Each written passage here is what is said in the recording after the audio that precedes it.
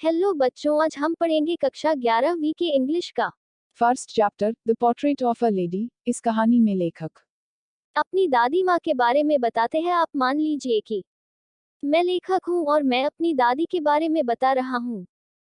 तो चलिए बच्चों, कहानी की ओर आगे बढ़ते हैं। मेरी दादी माँ सभी की दादी माँ की तरह ही एक वृद्ध महिला थी। जब से मैं उन्हें जानता था, वह एक वृद्ध महिला थी जिनके चेहरे पर झुर्रियाँ थी। लोग उनके विषय में कहते थे कि वह कभी जवान और सुंदर भी थी और उसका पति था, परंतु मुझे इस बात पर विश्वास नहीं होता। मेरे दादाजी का चित्र बैठक कक्ष में अंगीठी पट पर टंगा था, जो एक बड़ी सी पगड़ी और ढीले ढाले कपड़े पहने हुए थे। वे इस प्रकार के व्यक्ति नहीं लग रहे थे कि उनकी कोई पत्नी या बच्चा है। वे ऐसे दिख रहे थे जैसे उनके बहुत सारे नाती पोते होंगे। कभी कभी मेरी दादी माँ अपने बचपन के खेलों के बारे में मुझे बताती थी, जो मुझे हास्यास्पद और अशोभनीय लगती थी, और हम उनकी बातों को पैगंबर की कहानियां कहते थे। मेरी दादी माँ हमेशा से थोड़ी छोटी मोटी और सामने की ओर हल्की सी झुकी हुई थी। उनके चेहरे पर बहुत ज्यादा झुर्रियों का जाल था। वह 20 वर्ष से लगातार समान आयु की ही दिखाई दे रही थी, लेकिन वह हमेशा से ही सुंदर थी। वह घर में लंगड़ाते हुए चलती थी, जिनका एक हाथ कमर पर होता और दूसरे हाथ में जपने का माला होता था, जिससे वह धीमी गति से प्रार्थना बुदबुदाते रहती थी। वह समुद्र तट के पर्वत के समान सफेद, स्वच्छ और शांत दिखाई देती थी।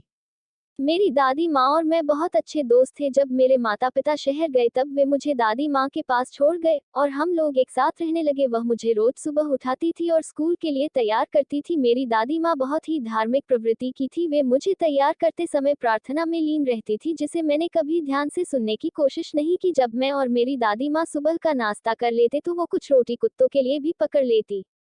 मेरी दादी माँ और मैं साथ में स्कूल जाते थे, क्योंकि स्कूल मंदिर के साथ ही जुड़ा हुआ था। पुजारी हमें वर्ण ज्ञान और सुबह की प्रार्थना पढ़ाते थे। जब सभी बच्चे बरामदा में बैठकर प्रार्थना गाते थे, तब दादी माँ अंदर में बैठकर धार्मिक पुस्तकें पढ़ती थी। जब हम दोनों का काम खत्म होता तो हम दोनों एक साथ निकलते थे। इस समय गांव के कुत्ते हमें मंदिर के दरवाजे पर मिलते थे। जब हम उनके सामने रोटी फेंकते थे तो वे सभी एक दूसरे को गुर्राते हुए हमारे पीछे पीछे घर तक आ जाते थे। जब मेरे माता पिता पूर्ण रूप से शहर में स्थापित हो गए तो वे हमें भी शहर में बुला लिए। मेरी दादी माँ और मैं एक ही कमरे में रहते थे, लेकिन वह अब मेरे साथ स्कूल नहीं जाती थी, क्योंकि अब मैं अंग्रेजी स्कूल में बस द्वारा आना जाना करता था और शहर की गलियों में कोई कुत्ता भी नहीं था जिसे वह रोटी खिलाती। लेकिन मेरी दादी माँ ने खुश रहने का एक नया जरिया खोज लिया। वह शहर में घर के आंगन में आई गौरैया चिड़ियों को हर दिन दाना खिलाती थी। शहर में आने के बाद वर्षों बीत गए। अब हम बहुत कम एक दूसरे को देख रहे थे। कुछ समय तक वह मुझे उठाती रही और स्कूल के लिए तैयार करती रही, और जब मैं स्कूल से वापस आता तो वह मुझसे पूछती कि शिक्षक ने मुझे क्या सिखाया है। मैं उन्हें अंग्रेजी के कुछ शब्द और पश्चिमी विज्ञान के बारे में कुछ विवरण देता। गुरुत्व के नियम, आर्किमिडीज का सिद्धांत, पृथ्वी गोल है, इत्यादि। यह सब सुनकर वह नाराज हो जाती, क्योंकि वह मेरी पाठों में अब कुछ मदद नहीं कर सकती थी। वह अंग्रेजी स्कूल में जो पढ़ाया जाता है उस पर विश्वास नहीं करती और निराश हो जाती थी कि वहां भगवान और धार्मिक प्रवचन के बारे में नहीं पढ़ाया जाता। एक दिन मैंने कहा कि आज मुझे स्कूल में संगीत की शिक्षा दी गई। वह बेहद नाराज हो गई। उनकी नज़र में संगीत का ज्ञान प्राप्त करना निम्न स्तर के लोगों का काम था। इस पर वैश्याओं और भिखारियों का एकाधिकार होता था। संगीत भद्र लोगों के लिए नहीं है। उन्होंने कुछ नहीं कहा, लेकिन उनकी चुप्पी ने उनकी असहमति व्यक्त की। उसके बाद से उन्होंने मुझसे मुश्किल से बात की होगी। जब मैं विश्वविद्यालय गया तो मुझे एक निजी कमरा दिया गया। हम दोनों के बीच जो सामान्य जुड़ाव था वह टूट गया। मेरी दादी माँ ने अपने एकांत को स्वीकार कर लिया। वह मुश्किल से अपनी चरखे को छोड़ती और मिली से बात करती थी। सूर्योदय से सूर्यास्त तक वह अपने चरखे में लगी रहती और प्रार्थना करते करते अपने मोतियों की माला जपती रहती।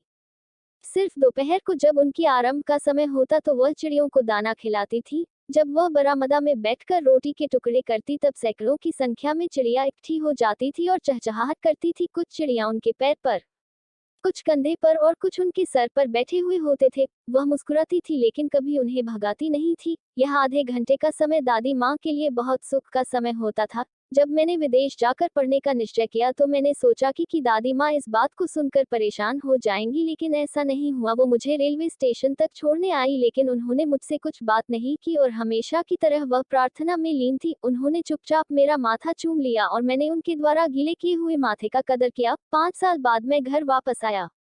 और जब मैं अपनी दादी माँ से स्टेशन पर मिला तब वह एक दिन की भी बूढ़ी नहीं दिख रही थी, अभी भी उनके पास कोई शब्द नहीं था।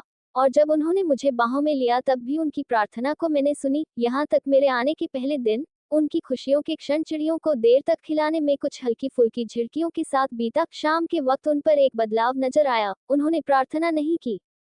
उन्होंने महिलाओं की जोड़ी बनाकर एक पुराना ढोल बजाया और गाना गाया, कई घंटों तक ढोल के साथ गीत गाती रही, जैसे कोई विजेता घर आया हो। हम लोगों ने उन्हें रोका, यह पहला अवसर था जब मैंने देखा कि दादी माँ ने प्रार्थना नहीं की। दूसरे दिन सुबह वह बीमार पड़ गई, हल्का बुखार था और डॉक्टर ने हमें बताया कि बुखार उतर जाएगा, लेकिन मेरी दादी माँ ने कुछ अलग सोचा। उन्होंने हमें बताया कि उनका अंत अब निकट है। उन्होंने कहा कि अब कुछ घंटे ही बचे हैं, उनके जीवन का अंतिम अध्याय समाप्त हो रहा है। उन्होंने प्रार्थना नहीं की थी, अब वह कोई समय बात करने में व्यर्थ नहीं करना चाहते थे। हमने इस बात का विरोध किया लेकिन उसने हमारे विरोध को नजरअंदाज कर दिया। वह शांति से बिस्तर पर लेटी हुई प्रार्थना कर रही थी और अपनी माला जप रही थी, इससे पहले कि हम कुछ समझ पाते। उसके होंठ हिलना बंद हो गए और उसकी बेजान उंगलियों से माला गिर गई, उसके चेहरे पर एक शांतिपूर्ण पीलापन फैल गया और हम समझ गए कि उनका जीवन समाप्त हो चुका है। हम लोगों ने रीति के अनुसार उन्हें पलंग से नीचे उतारकर फर्श पर सुला दिया और शरीर पर लाल कफन डाल दिया और अंतिम संस्कार की तैयारी में जुट गए। शाम के समय हम उनके कमरे में अर्थी काठी लेकर गए। सूर्य अस्त हो रहा था और उनके कमरे और बरामदे में प्रकाश आ रहा था जो स्वर्ण के समान चमक रहा था। पूरे बरामदा में और कमरे में जहां उन्हें लाल कफन से लपेटकर लिटाया गया था, हजारों की संख्या में गौरैया चिड़ियां पूरे फर्श पर फैली हुई थी, लेकिन उनमें चहचहाट नहीं थी। हमें उनकी स्थिति पर दैख हुआ। मेरी माँ ने उन चिड़ियों के खाने के लिए रोटी ले आए और रोटी के छोटे छोटे टुकड़े कर उनके सामने डाल दिया। जिस तरीके से दादी माँ खिलाती थी, चिड़ियों ने रोटी के मिश्रण पर कोई ध्यान नहीं दिया। जब दादी माँ के मृतदेह को ले गया, सारे के सारे चिड़िया उड़ गए। दूसरे दिन सुबह सफाई के दौरान एक जमादार ने रोटी के टुकड़े को उठाया और कचरे के डब्बे में डाल दिया और इस तरह इस कहानी का अंत होता है। अब हम मिलते हैं अगले वीडियो में।